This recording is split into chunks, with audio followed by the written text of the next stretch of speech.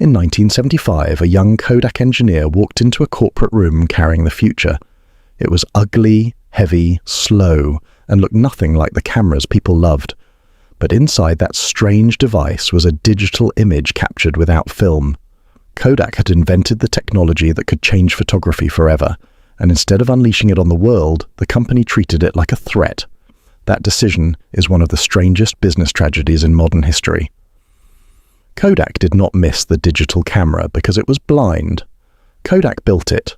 Kodak saw it. Kodak understood it. The danger was worse than ignorance. The danger was recognition. Executives could see that digital photography might destroy the film business that made them rich, so the future became something to control, delay, and hide. For decades, Kodak was not just a company, it was memory itself. Birthdays, weddings, vacations, childhood, war, history, family albums, all passed through yellow boxes and red logos. People did not say they were taking a photograph, they called it a Kodak moment. That was the power of the brand. Kodak owned the emotional language of memory before smartphones turned everyone into photographers. At its peak, Kodak controlled the American film market with almost unbelievable dominance. It held around 90% of film sales and about 85% of camera sales in the United States. The company employed roughly 145,000 people worldwide. Its headquarters in Rochester looked less like a normal office and more like the capital city of a photographic empire. But Kodak's empire was built on a hidden machine. Cameras brought people in, but film made the real money. The more photos customers took, the more film they bought, the more processing they needed, and the more Kodak collected. It was a legal money printer disguised as nostalgia. Every birthday party and vacation fed the machine again. The business model was simple and brilliant. Make photography easy, then profit from repetition. A customer bought a camera once, but film again and again, developing again and again, prints again and again. Kodak did not need every customer to buy a new camera every year. It needed them to keep capturing life on Kodak film. That model goes back to George Eastman, the man who turned photography from a technical nightmare into a consumer habit. Before Eastman, taking pictures was difficult, expensive, and messy. Cameras were bulky, chemicals were dangerous, glass plates were heavy. Ordinary people did not casually preserve memories. Photography belonged to specialists, not families.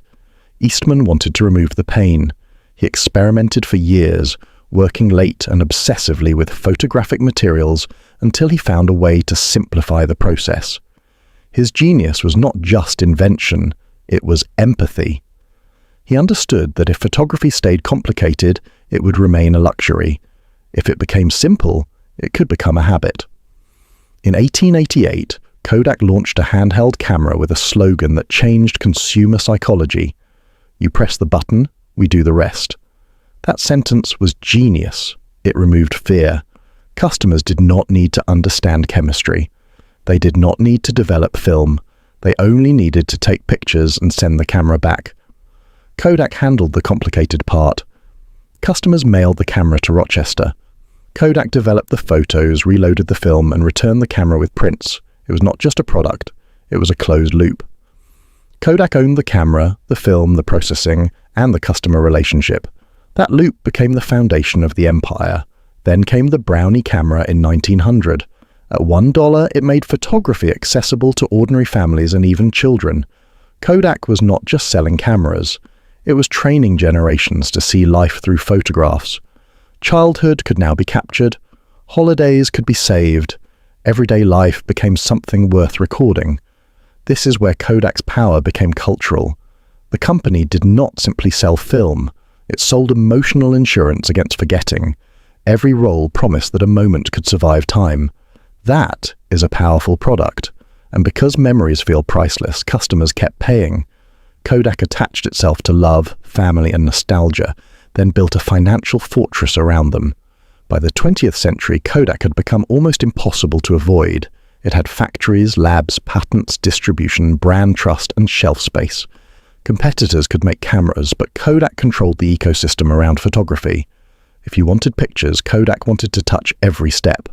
The more complete the ecosystem became, the harder it was to imagine it ever breaking. But monopolies create a dangerous kind of confidence. When a company dominates too long, the present starts looking permanent. Kodak executives were rewarded for protecting film because film paid the bills. Every spreadsheet told them the same thing. Film was the treasure. Anything that threatened film looked less like innovation and more like sabotage. That is why the 1975 digital camera created a crisis before it created a market.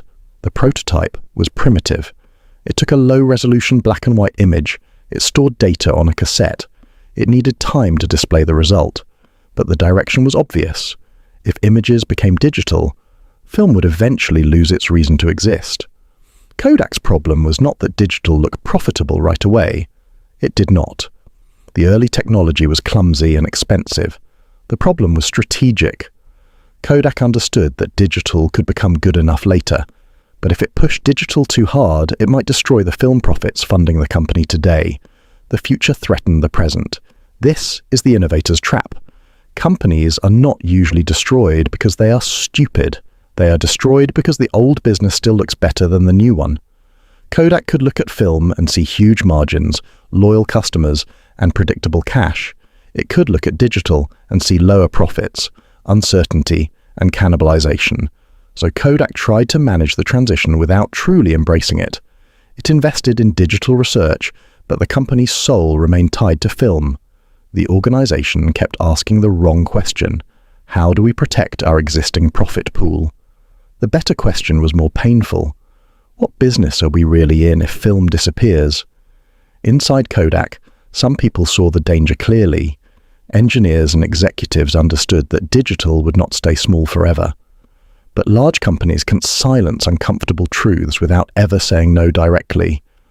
Budgets get delayed, projects lose priority, committees ask for more studies, and by the time everyone agrees the threat is real, the market has already moved.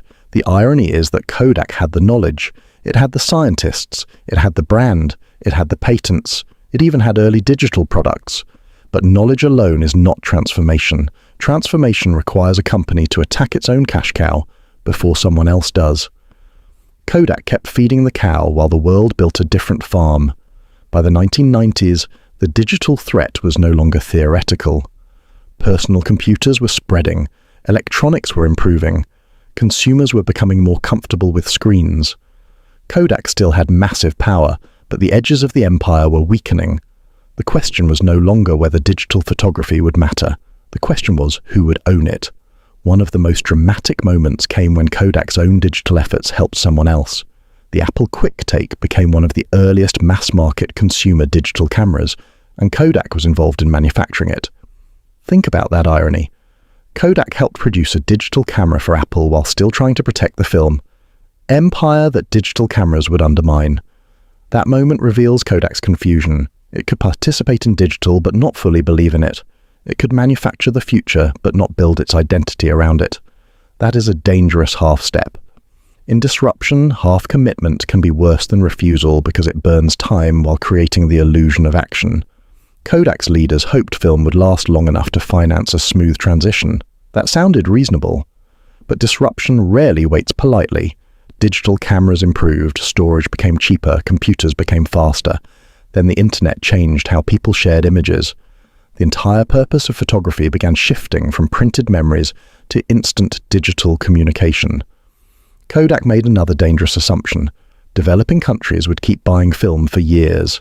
The company believed markets like China could extend the life of analog photography. So Kodak invested heavily to expand film sales there. But consumers did not follow Kodak's old timeline. Many skipped film almost entirely and jumped straight toward digital. That misread was devastating. Kodak had treated emerging markets like a second life for film. Instead, they became proof that old technology could be skipped. The company was trying to extend yesterday while consumers moved into tomorrow. When adoption shifts faster than a company's assumptions, the spreadsheet becomes a trap. Then came the smartphone. This was more dangerous than any digital camera competitor. A phone was not just a camera. It was a camera, album, editing tool, sharing device, and communication machine in one pocket. Kodak had spent more than a century making photography easier. Smartphones made photography effortless and made film feel ancient. Kodak did sell digital cameras. For a while, it even became a major player in the US digital camera market. But the economics were brutal. Digital cameras did not create the same recurring film profits. Competitors could copy features. Prices fell. Margins shrank. Kodak won customers in a business that could not replace the cash machine it lost. That is the cruel part of disruption. A company can enter the new market and still lose. Kodak's problem was not only timing, it was economics. Film had been rich, protected, and repeatable. Digital hardware became competitive, low margin, and temporary. Kodak was trying to replace a gold mine with a crowded electronics shelf. By the 2000s, the empire was shrinking. Film sales fell, factories closed, workers lost jobs. The Rochester identity that had been built around Kodak began to fracture. This was not just a corporate strategy failure, it was a community shock. When a company becomes a city's economic heartbeat, its decline becomes personal. Kodak still had something valuable: patents. Years of research had produced digital imaging intellectual property that tech companies needed. But patents are not the same as a living business. They can buy time, create lawsuits, or raise cash. They cannot restore a culture that waited too long to change. Eventually, Kodak was forced to sell a large portfolio of digital patents to a group of technology companies. The symbolism was painful. Kodak had invented important pieces of the future, but now the future was buying Kodak's leftovers.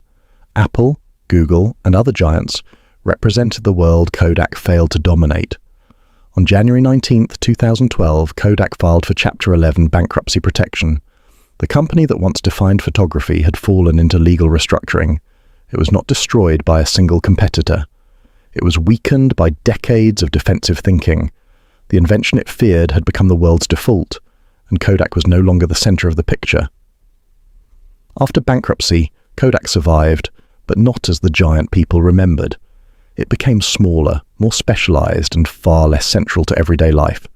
The name still carried nostalgia, but nostalgia is not a business model by itself. A brand can remain famous even after its economic engine has disappeared. Then Kodak entered stranger territory.